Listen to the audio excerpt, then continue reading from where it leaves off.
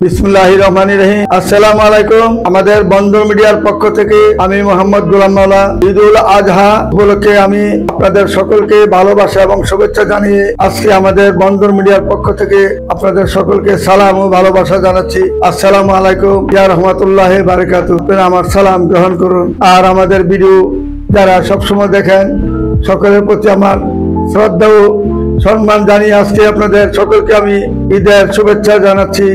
ঈদ মুবারক, ঈদ মুবারক, ঈদ মুবারক। ঈদুল আজহা উপলক্ষে আমরা আজকে আপনাদের সকলকে সালাম জানিয়ে আমি এখানেই বিদায় নিচ্ছি। খুদা হাফেজ। আসসালামু আলাইকুম ইয়া রাহমাতুল্লাহি ওয়া বারাকাতুহু।